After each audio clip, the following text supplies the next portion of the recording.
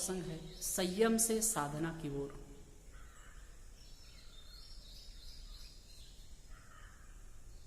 संयम भारी भरकम शब्द लगता है कुछ लोगों को कि अरे ये तो साधु महात्मा के लिए, ये तो तपस्वियों के लिए। नहीं, संयम सबके लिए है, आपके और हमारे लिए। जो शांति इच्छुक हैं, जो कल्याण चाहते हैं, जो परमानंद चाहते हैं, सबको संयम की आवश्यकता है। और संयम सब करते ही भी हैं। वैसे फ्रायड जैसे विद्वान कहते हैं कि आदमी संयम संयम संयम करके अपने आप को बांध करके रोगग्रस्त करता है। मन में जो भावना आई, भोग की भावना आई, भोग लीजिए, तो कॉम्प्लेक्सेस फ्री हो जाएंगे, ग्रंथि आपके मन में नहीं बनेगी।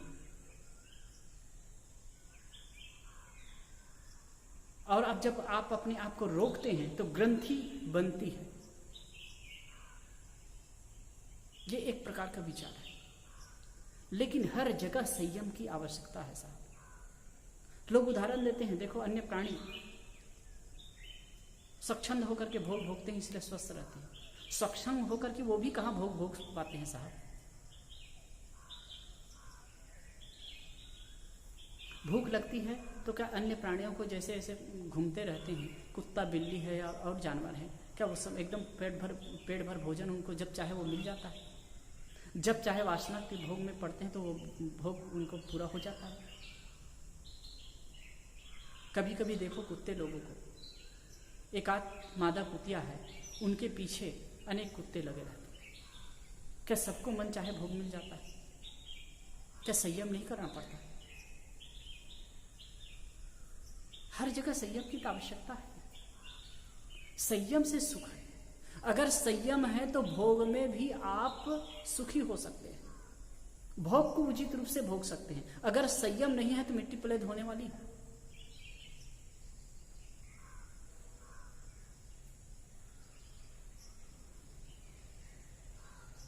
तो संयम चाहिए, संयम में सुख है। संयम से ही हम शांति को उपलब्ध हो सकते हैं हर चीज में। जैसे हमको खाने को कोई चीज पसंद है, बहुत प्रिय वस्तु है, अगर हम संयम करें नहीं करें तो क्या होगा? अति करेंगे, और अति करेंगे तो दुख पैदा होगा। और बाहरी जो भी भोग है, जैसे 5 विषय में शब्द स्पर्श रूप रस गंध, जिस किसी भी विषय में हमारी आसक्ति है उसको हम भोगने के लिए शुरू होते हैं। कोई भी प्रिय वस्तु, हमको प्रिय भोग की वस्तु हमें मिल गई, अब उसे भोगने के लिए हम लड़ाई थे, भोगने लगे। अगर संयम नहीं करेंगे तो हमारी स्थिति दयनीय होने वाली है, क्योंकि कहा गया अति सर्वत्र वर्जित। और इसी प्रकार जैसे कि काम, क्रोध, लोभ, मोह, राग, द्वेष, घृणा, मद, मत्सर, ये भी जो जितने विकार हैं, हर जगह संयम चाहिए। संयम संयम संयम।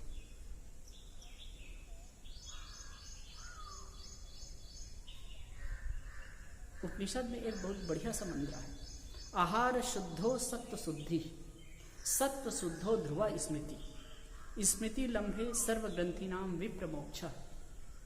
आहार के शुद्ध होने पर सत्व नाम अंतःकरण शुद्ध होता है। आहरण जो कुछ हम ग्रहण करते हैं, वैसे हम खाते हैं उतना ही आहार नहीं है। आंख से देखते हैं वो आंख का आहार है, कान से जो सुनते हैं वो कान का आहार है, जीभ से जो चखते हैं वो जीभ का आहार है, त्वचा से स्पर्श करते हैं वो त्वचा का आहार है, और नाक से जो गंध लेते हैं वो नाक का आहार है। तो ये जो आहार है वो शुद्ध हो, गलत ना हो, अनुचित ना हो, तो शुद्ध आहार हो गया। शुद्ध भावना से हम देखें, शुद्ध भावना से खाएं, और वो भी शुद्धता पूर्ण हो और संतुलित हो, तो ही वो सुखकर हो सकता है। अगर हम अतिक्रमण करेंगे तो सुखी नहीं हो पाएंगे। तो संतुलन चाहिए। इसी प्रकार से काम, क्रोध, लोभ, मोह जितने भी विकार हैं, हम इस पर संयम करते हैं ना, जिन भी विषयों में हम असंयमित होते हैं तो अपने लिए नुकसान करते हैं, दूसरे के लिए भी मुश्किलें पैदा करते हैं, दूसरों का हक मारते हैं, दूसरों का हक छीनते हैं। यदि हम अपने आप में संतुलित होने लगें, अपने आप में संयमित होने लगें, तो ये हमारे लिए भला होगा ही, दूसरों के लिए भी भला होगा। ये बड़ा गहरा इसमें गणित है। यदि हम अपने आप में संयमित होते हैं, यदि हम अपने आप में सजग होते हैं, संतुलित होते हैं, तो इससे दूसरों को भी फायदा मिलता है। जैसे कि हम सोचें, हमें 2 रोटी की आवश्यकता है और हम 1000 रोटी इकट्ठा करके रख लें, तो क्या फायदा? और लालचवश हम 2 की जगह 4 रोटी खा लें, 10 रोटी खा लें। अगर इतना खा लेंगे तो क्या है, हम बीमार पड़ेंगे। और दूसरी बात, इतना सारा इकट्ठा करके रख लिए तो क्या होगा? दूसरे लोग भूखे मरेंगे। इसी प्रकार हर प्रकार की चीजों के लिए। एक मैंने कहीं कहानी सुनी थी, एक सज्जन आया एक होटल में रुकने के लिए, तो उसने होटल बुक किया, रूम बुक किया, तो फिर 500 रुपया चार्ज दिया और कह कि सामान वहीं रख दिया, मैं कह के घूम के आता हूँ, फिर अपने रूम में जाऊँगा। वो चला गया, घूम करके 1-2 घंटे में वो घूम करके आया और आया तो क्या है,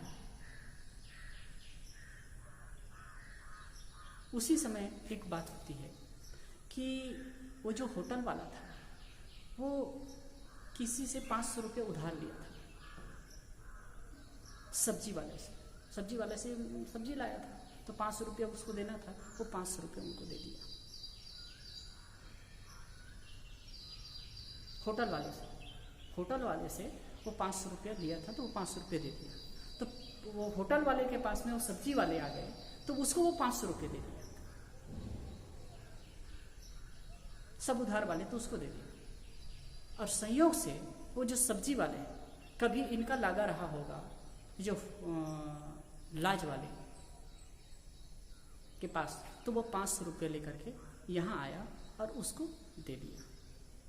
ये लगभग 2 घंटे में, 1-1.5 घंटे में ये काम हो गया। लाज वाले ने होटल वाले को दिया, होटल वाले ने सब्जी वाले को दिया, और सब्जी वाले ने फिर लाज वाले को दिया। तब तक कि वो भाई घूम करके आ गए, और आ करके वो सामान लिया और रूम गया, तो रूम में देखा तो उसको पसंद ही नहीं आया। वो आ करके इनसे बिगड़ा, क्योंकि भैया ये रहने लायक नहीं, मैं नहीं रहूँगा, मेरा पैसा वापस करिए। और वो वैसा पैसा वापस कर दिया। तो अब सोचिए, वो 500 रुपया घूम करके जिस व्यक्ति का था उसके पास में आ गया, लेकिन काम सबका बन गया ना, सब एक दूसरे को उधार चुकता कर दिया। इसी प्रकार से जो अर्थ भी है, धन है, पदार्थ है, एक दूसरे के पास में फिरते रहे। यदि हम संग्रह करके गांठ बांध करके रखें, अपने आप में ही रखें, तब क्या होगा? हम ही भोग की वस्तु सब चाहें, तब क्या होगा? औरों के लिए। इसलिए संयम चाहिए। और दूसरी बात, यदि हम क्रोध में संयम करते हैं तो दूसरे के साथ क्षमा का व्यवहार कर सकते हैं साथ। यदि अब हम स्वार्थ में संयम करते हैं तो दूसरे के अधिकार पर हनन नहीं करेंगे। यदि हम लोभ में संयम करते हैं तो दूसरे के अधिकार का हनन नहीं करेंगे। जो मारामारी हो रही है, लोभ के कारण हो रही है। यदि हम काम में संयम करेंगे तो हमारी प्रवृत्ति गलत नहीं होगी। जो पापाचार और बलात्कार आदि हो रहे हैं, ये काम में असंयम के कारण है। काम में संयम होगा तो हम दूसरे के साथ गलत नहीं करेंगे। अब इसी प्रकार से हमारी जो प्रवृत्ति है, जितनी भी प्रवृत्ति है, अगर उस पर हम संयम करते जाएं, हम अपने विषयों में संयम करते जाएं, अपने इंद्रियों में संयम करते जाएं, मन में संयम करते जाएं, तो दूसरों के साथ गलत व्यवहार नहीं हो सकता। इसलिए संयम की महती आवश्यकता है। आप संयम करते हैं तो अपने लिए तो अच्छा करते ही हैं, आप उससे स्वस्थ रहेंगे, प्रसन्न रहेंगे, शांत रहेंगे, सुखी रहेंगे, लेकिन दूसरों की अधिकार की रक्षा भी होगी और दूसरे भी अच्छी तरह से जी सकेंगे। वैसे हम एक काम करते हैं, अच्छा काम करते हैं ना, तो ये पूरी प्रकृति के लिए अच्छा होता है। अब यदि हम जैसे कि संग्रह प्रवृत्ति बहुत ज्यादा हम संग्रह कर रहे हैं, करोड़ों अरबों रुपए का संग्रह कर ले, तो क्या होगा? जैसे कि एक भिट बनाया जाए, भिट बनाए तो भिट बनाने के लिए क्या होगा? दूसरी जगह खोदा जाएगा ना, खोद करके हम लाएंगे तभी भिट बना सकते हैं। तो एक जगह भिट हुआ है मतलब कहीं तो खाली हुआ है। तो यह बात जो होती है ना, वो गलत होती है। इसीलिए कहते हैं आप गलत मत करिए, अपने में संयम रखिए। और आप जैसे अति करते हैं कोई भी चीज में, तो अपना नुकसान करते हैं, औरों का नुकसान करते हैं। तो मैं आप सबसे अपील करता हूँ, हर चीज में आप अपने आप का संयम करिए, इंद्रियों पर संयम करिए, मन पर संयम करिए, अपने आप पर संयम करिए। ये संयम ही सुख और शांति का रास्ता है और इससे ही हम जीवन का फल पा सकते हैं। धन्यवाद। आप सबको नमस्कार।